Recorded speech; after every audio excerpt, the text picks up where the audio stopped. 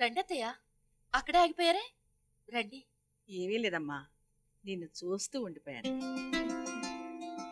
నిన్ను చూస్తుంటే అమ్మలాంటి దాన్ని నాకే ఈర్ష్య వేస్తుంది. అంతగా ముద్దొస్తున్నావు. కానీ ఏమి లాభం?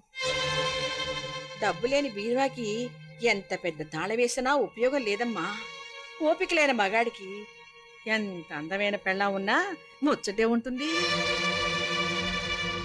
ఇంత అందమైన చీర కట్టావు, నిద్రలో నలిగిపోవలసిందే గాని నీ మొగుడేమైనా చేయగలడా? ఇంత ఒత్తుగా మల్లెపూలు పెట్టావు, వాడిపోయి రాలిపోవలసిందే గాని నా కొడుకేమైనా వేడి పుడుతుందా? దాహం అయితే ఖాళీ గ్లాస్ ఇస్తే తీరుతుందా? అందులో నీళ్లుండాలి. అలాగే మొగుడుంటే సరిపోదు, వాడు మగాడే ఉండాలి. లేదంటే ఆ అదృష్టం కోసం మనం వెతుక్కుంటూ పోవాలి. మహాలక్ష్మి, అత్తలా కాదు, ఓ అమ్మలా కాదు, ఓ ఆడదానిగా చెప్తున్నాను. నా మాట విని నీకు నచ్చిన వాడితో, నువ్వు నచ్చిన వాడితో వెళ్ళిపోమ్మా. కావాలంటే నీకే సహాయం కావాలన్నా చేస్తాను. ఈ కష్టాలు పంచే నరకాన్ని వదిలి సుఖాలిచ్చే స్వర్గాన్ని వెతుక్కుంటూ వెళ్ళమ్మా.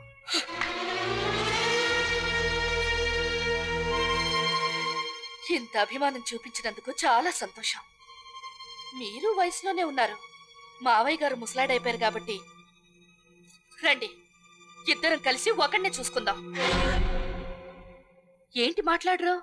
బాగోదా? పోనీ నేను అడిగిన దానికి సమాధానం చెప్పండి. మావయ్య గారు 40 ఏళ్ల వయసులో తన మొదటి భార్య పోయిన తర్వాత మిమ్మల్ని చేసుకున్నారు. అంత చిన్న వయసులో అంత పెద్దవాణ్ణి రెండో పెళ్లి చేసుకున్న మీరు సుఖపడ్డారా, లేక సుఖం దొరకలేదని దొడ్డిదారిని కొని తెచ్చుకున్నారు?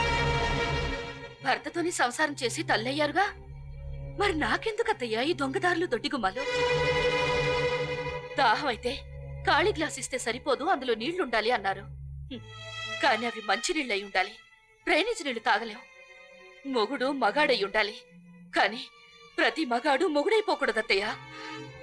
నాకు మీద పడే మొగుడు అక్కర్లేదత్తయ్యా, మనసు పడే మొగుడు కావాలి. మొగుడికి మనసారా సేవలు చేసేది కేవలం పడక సుఖం కోసమా? ఆ మాత్రం దానికి పెళ్ళెందుకు? 4 డబ్బులు పడేస్తే మార్కెట్లో మగాళ్ళని సంతోషపెట్టేవాళ్ళు, ఆడవాళ్ళని సుఖపెట్టేవాళ్ళు దొరుకుతారండి. నా భర్తకి ముద్దలు పెట్టడమే నాకు ముద్దు, నేను మాయ చేసి ఆయనకి మందులు వేయడమే నాకు సరసం, ఆయన కాళ్ళు పట్టడమే నాకు కాపురంతో సమానం, ఆయన కాళ్ళ దగ్గరే నా జీవితం. ప్రమాణ సాక్షిగా చెప్తున్నాను అత్తయ్య, నా భర్తలో ఒక బిడ్డను చూసుకుని తల్లిగా తృప్తి పడ్డాను. ఆయన చూపుల చల్లదనంలో భార్యగా సుఖం పొందాను. నాకవి చాలు అత్తయ్య, నాకవి చాలు.